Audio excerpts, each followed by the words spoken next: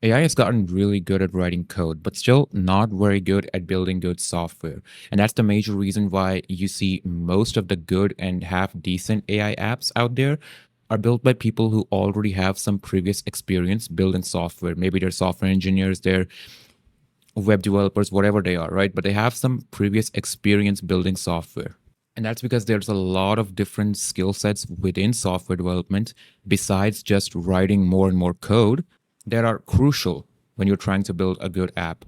And in this video, I'm going to go through all of them for you. So if you're some vibe coder or you're a junior developer at some company, or heck, you just want to level up your software development skills in the age of AI coding, this video is going to be extremely helpful for you because I'm going to tell you exactly what skills are valuable now that AI has basically started writing all the code for you. So with all that being said, let's head over to my screen where I can teach you exactly what you need to know.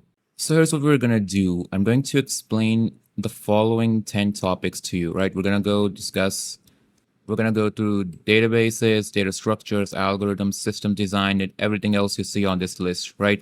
I'm not going to teach you everything there is to know about this topic because that will take like 500 more videos of this kind. What I am going to do is give you an overview of this topic, what it is, how we use it, and what kind of problems it solves, and why it's still important today. And I'll give you some sort of a roadmap or some learning resources so that you can go out there and learn these things for yourself, right? Now, as you can see, I built this entire little whiteboard presentation for you. So let's start with databases.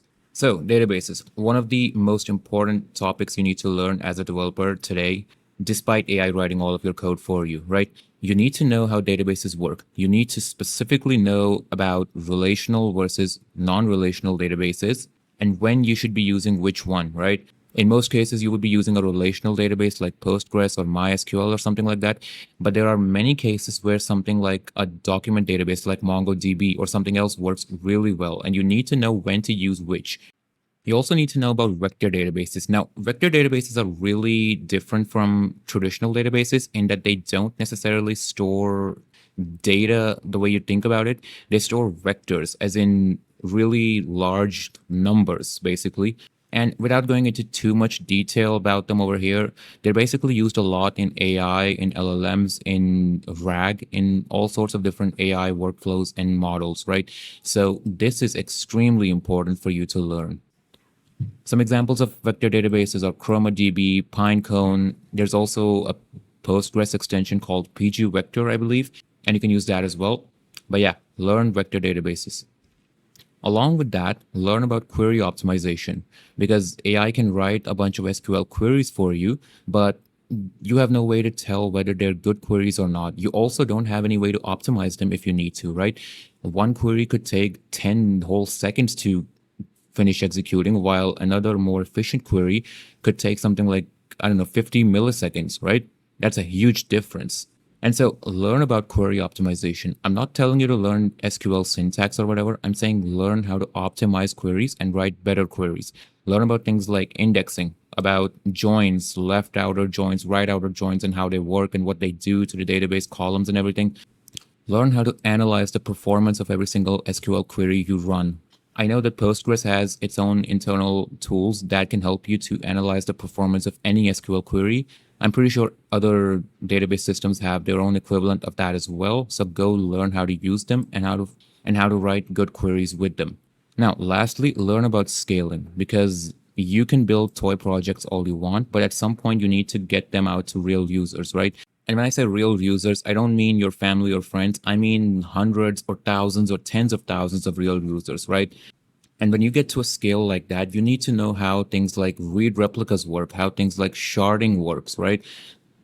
Different optimization strategies like these that help you to scale your app to hundreds of thousands or even millions of users, right? So when you're building real apps that ship to thousands of users out there in production, you need to know about these things as well. Now, with databases covered, let's talk about data structures and algorithms. So the reason you need to know all these different data structures and algorithms is mainly so you can write more efficient and better code, right? Like an algorithm is basically just a series of steps, right? It's not something complicated. But the main value there is that you need to learn to write better algorithms. You need to learn to use better data structures so that you can increase the performance of your application. For example, if you've got some API, you've got a really horribly optimized endpoint over here that takes 10 whole seconds to finish executing. No human being is going to sit through that, right? You're going to lose users, obviously. Whereas if you had a really highly optimized endpoint with good queries, with fast performance that finishes running in literally just 200 milliseconds, which is like zero point 0.2 seconds if my math is correct, you're going to retain a lot more users. Not only that, but your cloud infrastructure costs are going to be lower because you're not using as much compute.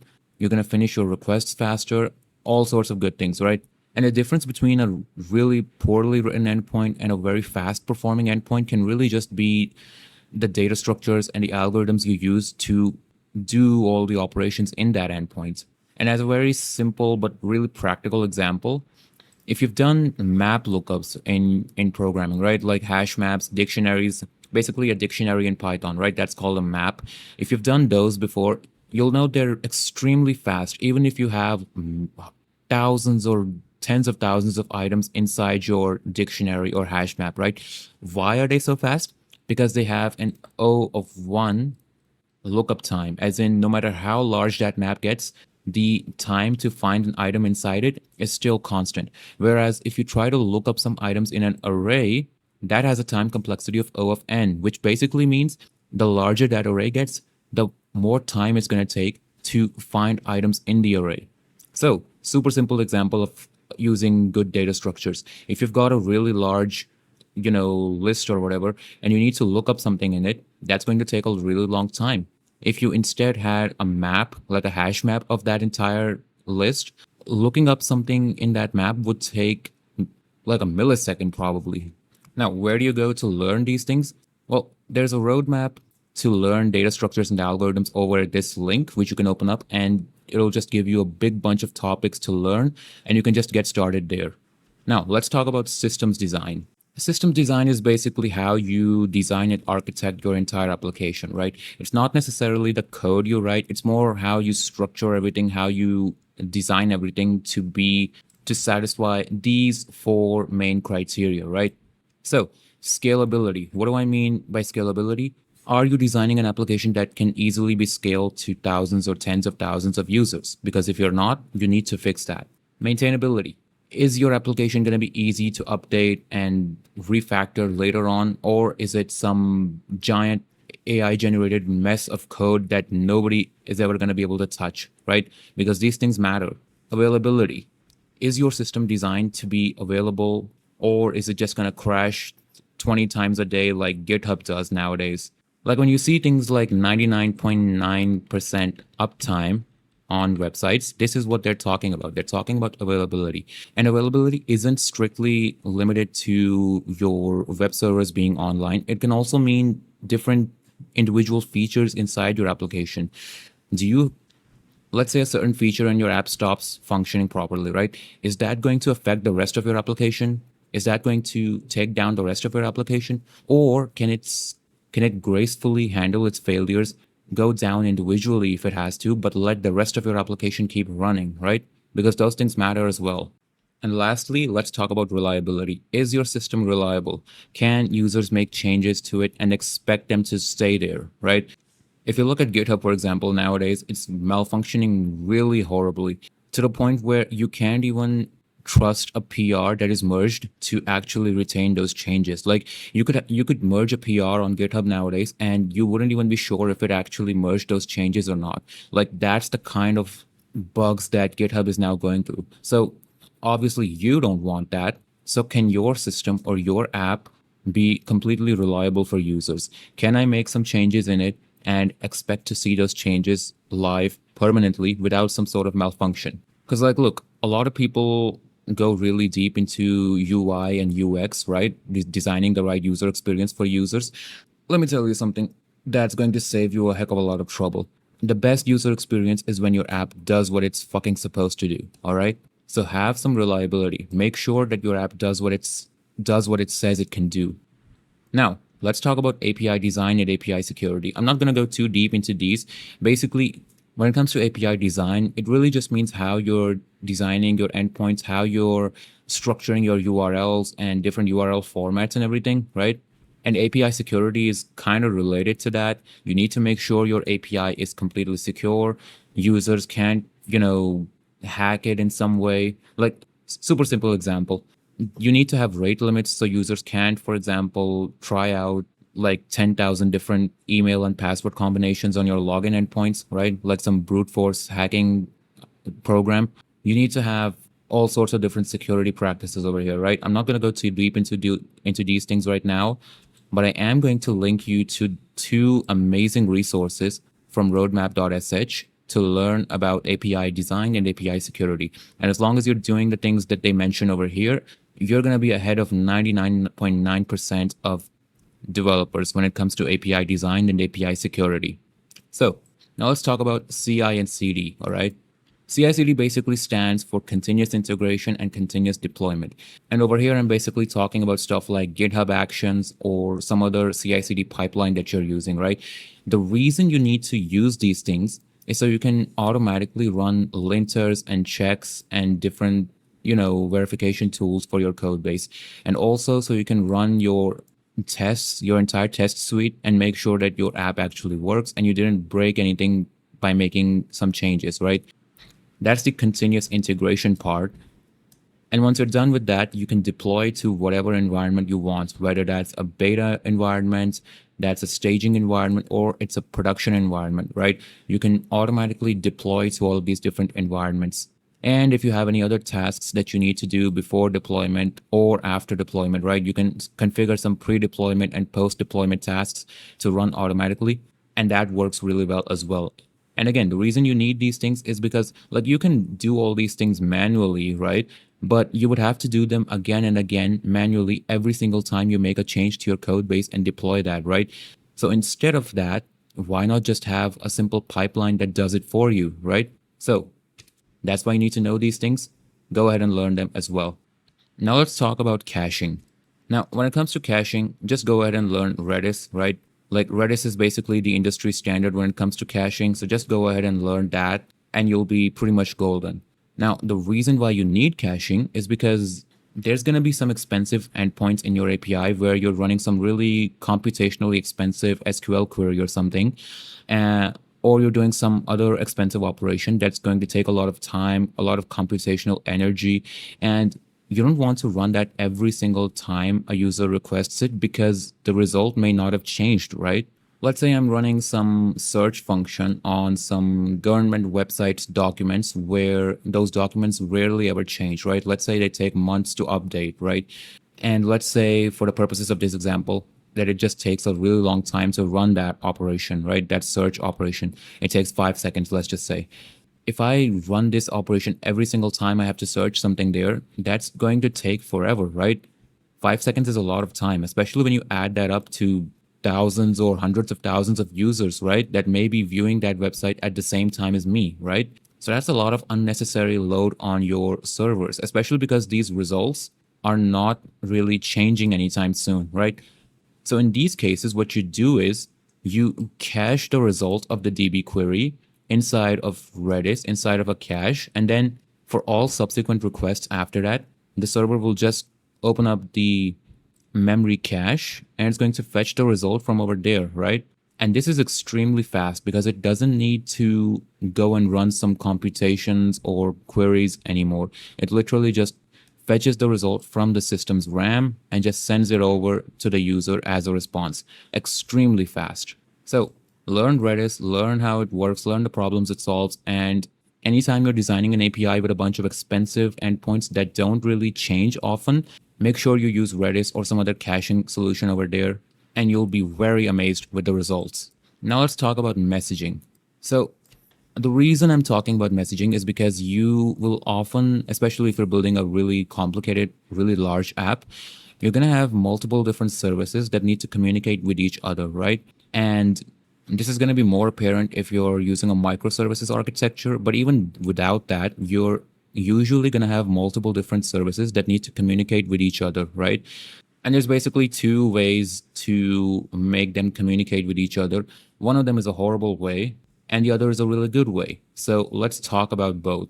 What if you're a junior developer, if you don't know what message brokers are, you would probably do something like this, right? You would have a bunch of services like a backend API or a front end application or something else, or you have multiple different backend servers that handle different parts of the API or whatever, right? You have a bunch of services and you need to make them communicate with each other and keep each other in sync, right?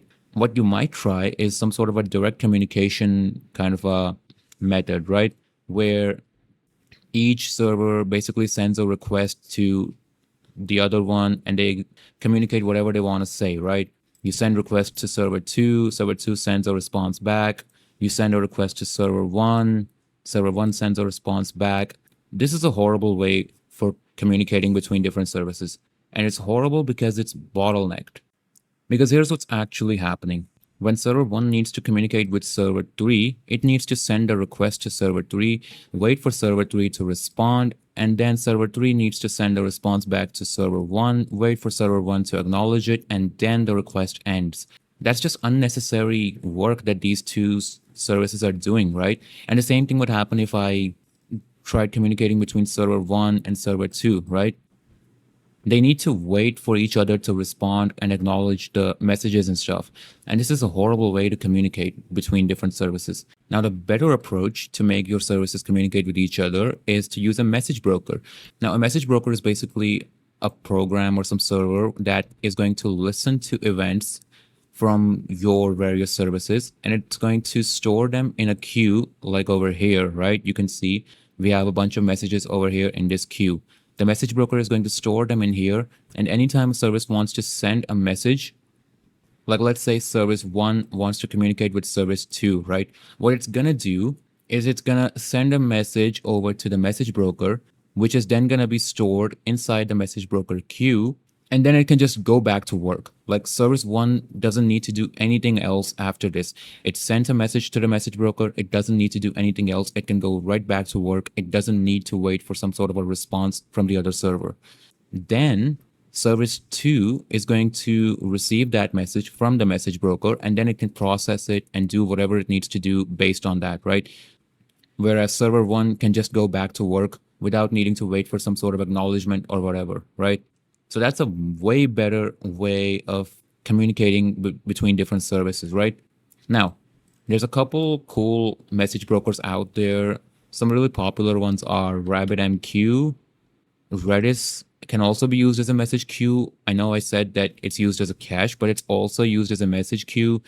And there's a bunch of other ones as well. Basically, go learn about these things and you're going to figure it out.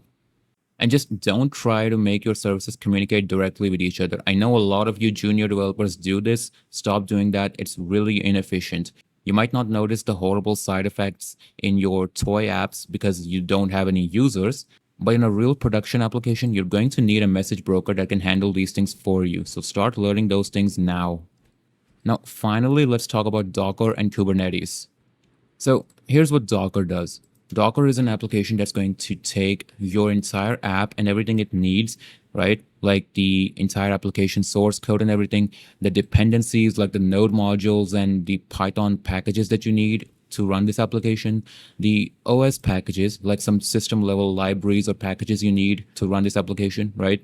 Like, I don't know, FFmpeg or something, like curl or wget or some other, utility or some library. The database that you need, the web server like Nginx or Apache or Caddy or whatever you're using, it's going to take basically everything that your application needs to run properly. And it's going to package it all up inside of one big container, right? Now, this container is completely isolated from the rest of the system environment. And it's extremely easy to reproduce, as in you can create like hundreds of instances of this Docker container very easily. And you can run this anywhere on any machine that has Docker because you've literally packaged your entire application in a Docker container, right? All the things your application needs to run are in this container. So as long as you can just send this container over to someone, they can run your application very easily. Now, Docker is extremely useful on its own already, but it really shines when you combine it with something like Kubernetes. which is basically a cluster management slash container management tool that helps you manage multiple different Docker containers more efficiently. And this is going to become really important for you to learn as you build larger and larger applications for many different, like thousands and thousands of users, right? So over here, I have an example Kubernetes cluster, right? Which has 12 Docker containers inside it. How does Kubernetes help us over here? Well, it's going to manage the containers for us. If some container goes down or has some trouble or it's malfunctioning, Kubernetes is going to fix it for us, or it's going to restart it for us. It's going to do health checks on every single container and make sure everything is running properly, right? If a container stops running or if a container has some sort of issue, it's going to replace that container, restart it, something, right? It's going to fix it for us. It also helps with progressive deployment. So basically, if you want to deploy a new feature, Kubernetes is going to help you deploy it without any downtime. You don't need to take your entire application down in order to deploy that update, because you can literally let some of these containers keep running while you deploy it. So let's say you've got a new update. You can let these 3 containers deploy the new update while the other 9 are still running the current application, right? And then once the new update is live over here, you can put these containers back online and you can then update the other 9 containers over here. So basically, your users will experience zero downtime. Like the site will never go down whilst you're updating everything and deploying your new features. So that's Docker and Kubernetes. And with that, we've covered the 10 topics that I need you to learn if you want to be a good developer, especially in today's day and age. The only thing AI has really automated is syntax. You don't need to write code yourself anymore, but you do need to understand the fundamentals. And that's what this video is going to help you do. All right. Go ahead and learn all 10 of these topics, and you're going to be a much better developer than you are right now. And most importantly, do all of this.